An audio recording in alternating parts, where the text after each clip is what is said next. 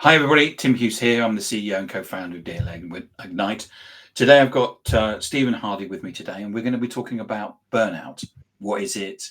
How we can prevent it? How we can see the signs of it occurring? Stephen, tell people where they can find you. Yeah, so I have a website, so www.navigatethecurve.com, and you can also find me on my LinkedIn profile. So just Stephen Hardy, you'll spot me on there. So whichever way you want to contact me is absolutely fine by me.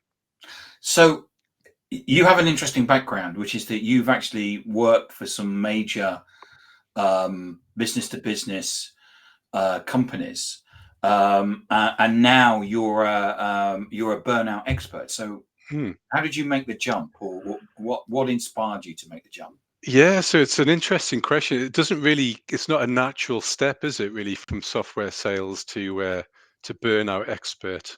But like many people, I fell into sales. I'd been traveling in Australia, and I was just really keen to get a career in anything.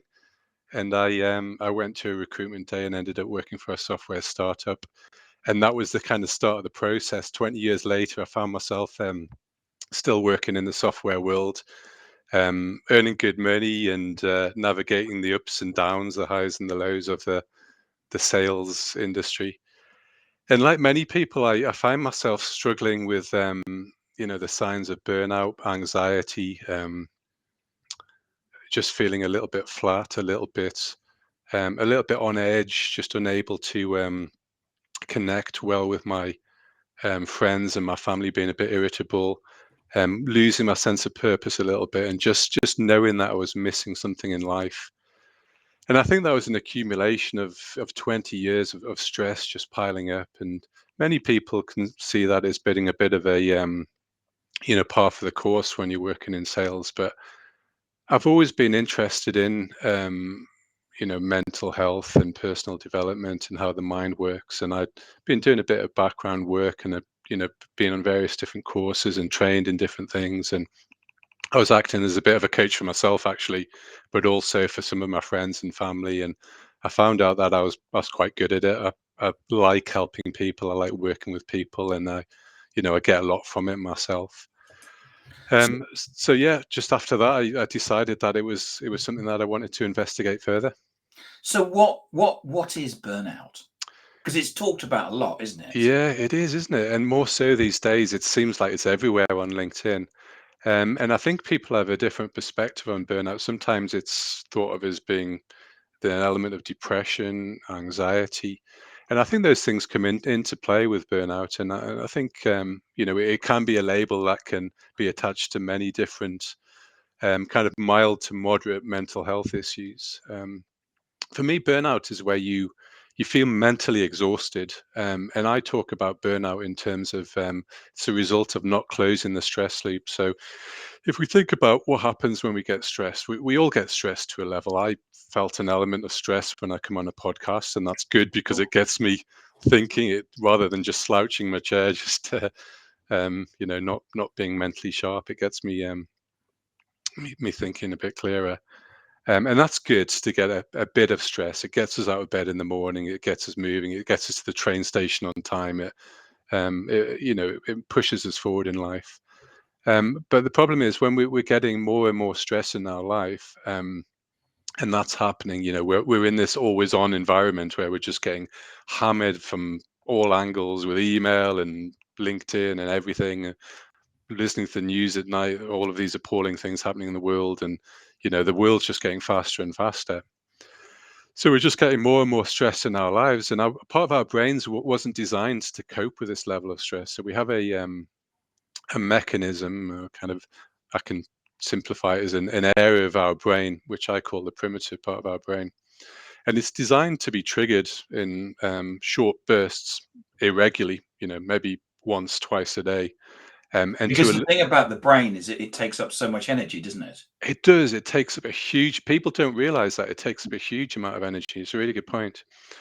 So our part of our brain's designed to be triggered in short bursts, and you can kind of think about watching a David Attenborough program. You see a wild animal being chased by a leopard or something, and it's suddenly its heart's racing, it's breathing deeply, and it's racing away trying to escape.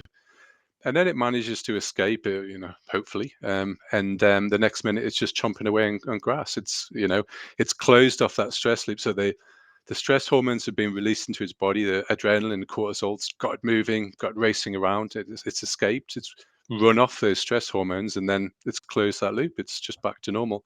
But we're not doing that in our lives. We're getting triggered time and time again, by these metaphorical leopards chasing us, or it's our manager or a client or a email or whatever. But we're not closing off the stress loop because we're not in that world. So it's just piling up and piling up. And then we get to a point where we become so overwhelmed by stress. Sometimes we don't even realize it because it just edges up, bit by bit.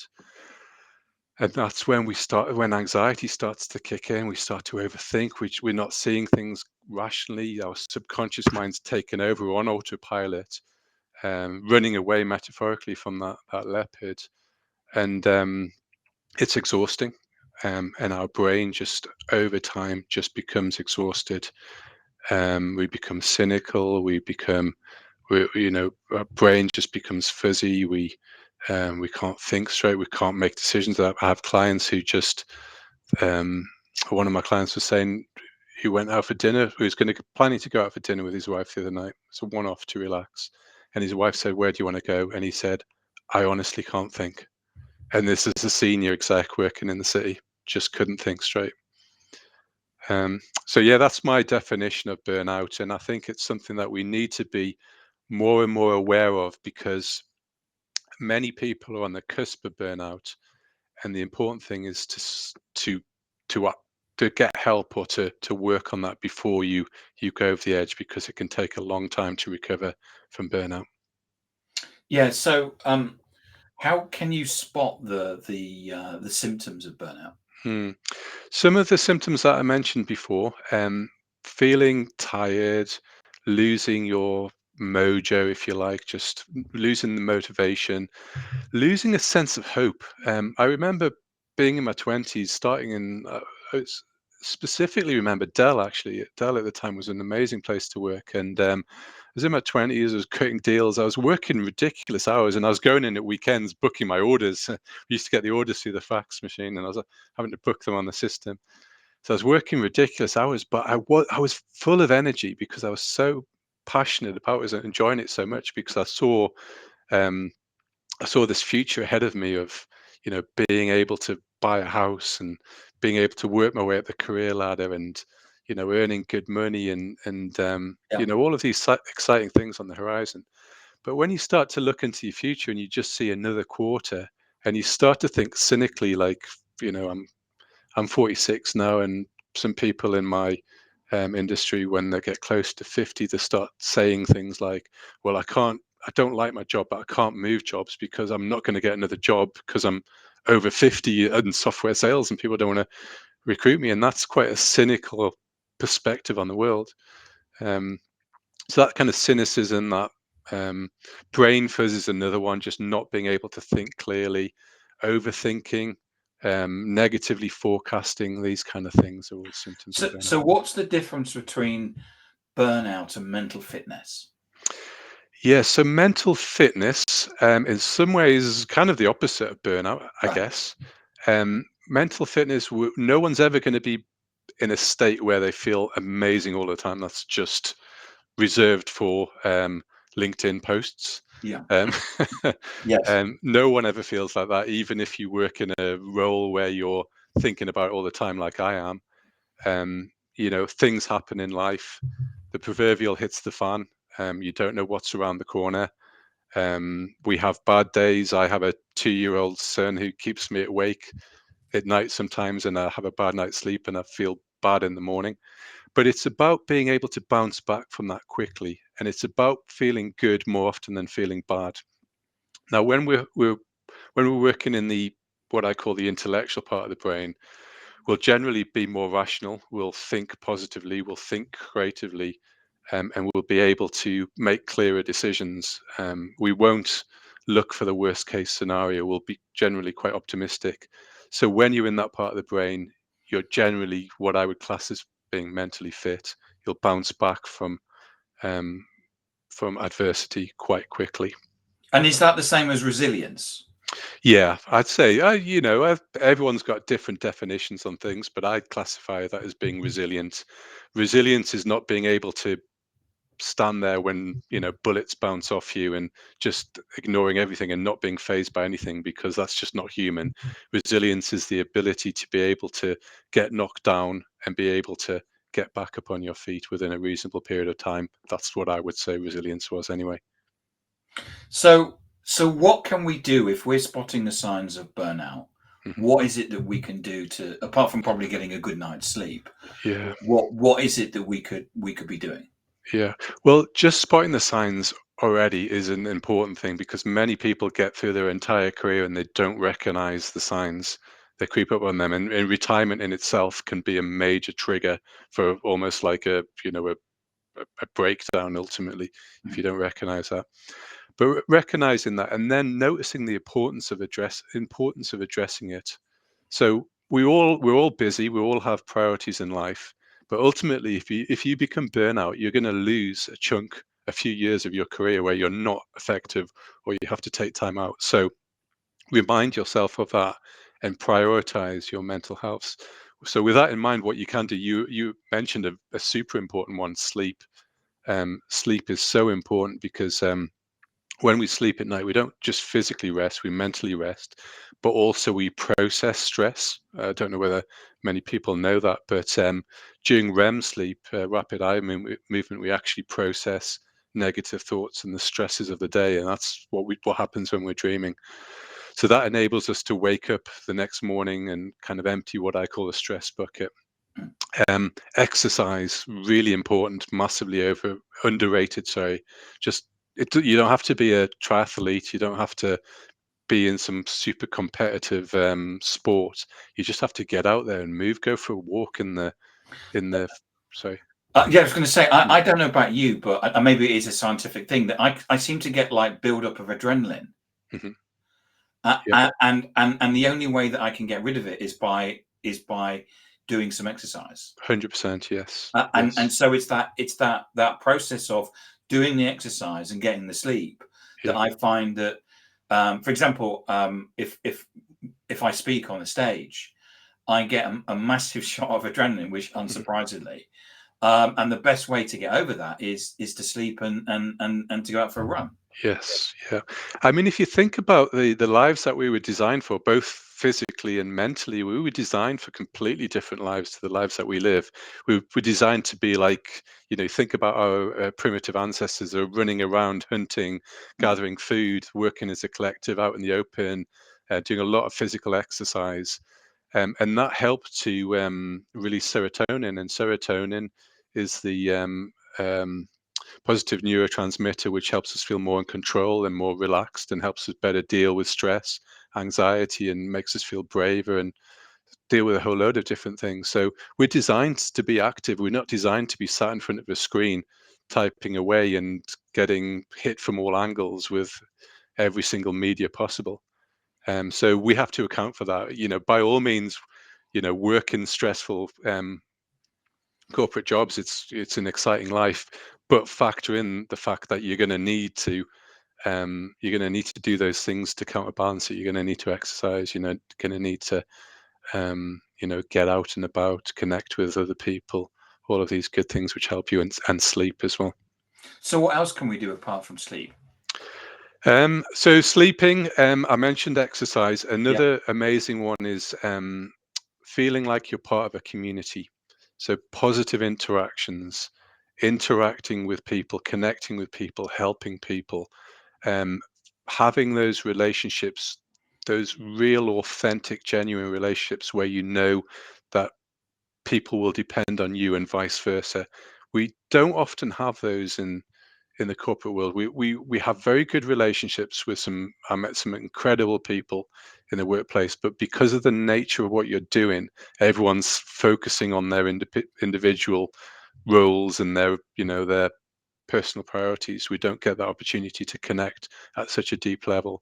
So some kind of club, community, Oh, yeah. hobby, something like that. Yeah. So you kind of need to go and play darts or table tennis or Yes, all of these pickleball or things. something like that. Yeah. Yeah, whatever your hobby is, it's a great way to switch off. So many people make their hobbies about work. It's it's golf with clients, or it's going for beers after work with colleagues, which are great to do, but it's not necessarily, you're not getting the full benefit. So, why does it take so long to recover from burnout? Um, uh, it's a good question. So I think it's just the sheer level of exhaustion is one thing. The other thing is you've created an habitual way of being. So if I think about myself, it probably took me a couple of years Mm. to recover from burnout. And um, I remember when first took some time out from burnout, I thought, okay, this is my plan. I'm a highly driven salesperson, so I'm going to create a plan for burnout. I'm going to be very competitive, and I'm going to take this head on. But right, my plan is 1 week relaxing, second week start a new hobby. So that hobby was jujitsu, tennis. Third week, I'm going to start writing a blog. So I started doing all of these things, which were quite kind of worky related kind of things. The reality is what you need to do is just rest. Yeah. And it's really hard to do that when you're a very driven person. It's really hard to get out of that mindset. It takes a long time. I remember looking back after a year and thinking, I've, it's been a year. I've wasted a year of doing hardly anything. I look back at what I'd achieved. It was huge. So it's just getting out of that driven um, way of being, I think. Yeah, I remember going on.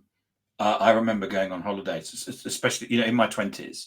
I was Mhm. working very long hours, and probably in my early 30s. And I remember going on holiday and just sleeping. Yeah. Yes. Yeah. And I remember being in a situation where I went with my partner at the time, and we were looking. She was looking at shoes in John Lewis, Yeah. and I just fell asleep in the chair. Yeah.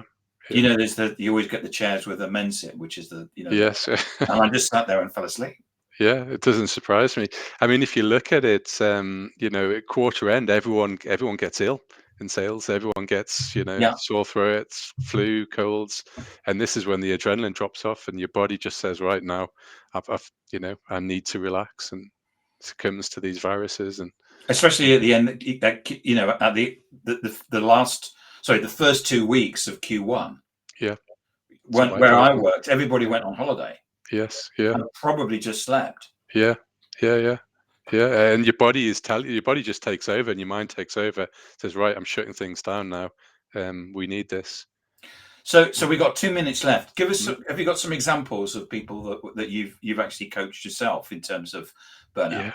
yeah. Yeah, so many. A lot of people come to me with burnout. A lot of people come to me with imposter syndrome. They're the two biggest ones. So I mentioned a client working in the city who was just working. He kept using the phrase to me. He was saying that he feels like he's had two careers already in his life, and he was similar age to me, kind of mid to late 40s. He was feeling exhausted, struggling to make decisions, and it was really affecting his. He's managing quite a big team, having to make some quite big decisions. So he's struggling in both of his personal and his corporate life. And he'd felt he didn't realize this at the time, but he'd stopped recognizing the fact that he had choices in life. So he thought he was stuck in this role where he just couldn't get out of. He big mortgage to pay, all that kind of stuff, and that he wasn't going to be able to go elsewhere. And then he came through all of that, and he realized he had options. He interviewed for another place, and then he realized that he didn't actually want to move jobs. It wasn't the job itself; it was how he was being. And he'd once he became, improved his mental fitness, everything just became easier in the role as it was. He ended up being a champion actually for mental health within his organization. Mm. Um, it should be your natural state. Mental fitness should be your natural state. It's not that people are broken. It's the strange modern environment that we place ourselves in. We just need to work at our mental health because we're in an unnatural environment that part of our brain wasn't designed to be in. Yes, and I mean, for me, it's about getting the sleep. Yeah. Yes. Sleep. well, I guess sleep, exercise, and eating well are kind of for Yes. me the three Yeah. things. Because I know if I eat rubbish, I don't sleep enough. Yeah. You know, I haven't drunk alcohol for 15 years, so Excellent. Yeah. that was something else where if I drank alcohol, I didn't sleep, or didn't. You don't get the REM sleep. Yeah. Yes. Which was always you'd wake up in the morning and you'd just still be tired. Yeah. Yeah. Yeah. A lot of clients quit alcohol. I mean, I don't push them to do that. It's, but they just make that decision themselves, and it really does help with sleep. Mm. Yeah. Stephen, thank you so much for coming on and talking Thank about you, Tim. Yeah. It's burnout. been I a really pleasure. appreciate it. It's a fascinating subject. I think it's something that that many people have had, and I suspect I had it as well in my 20s. So we just called it laziness or something back, 30 Yeah. years It's a ago. shame. Yeah. Which was a shame. And luckily, people are actually able to recognise it and do something about it. And thank you for your advice. Where can people find you? So my website, www.navigatethecurve.com, or my LinkedIn profile, Stephen Hardy. Can't remember the rest of the title on LinkedIn, but you'll find me on LinkedIn. Either or is absolutely fine. Just ping me a message. Always happy to have a virtual coffee and talk these things through with people. Stephen, thank you so much.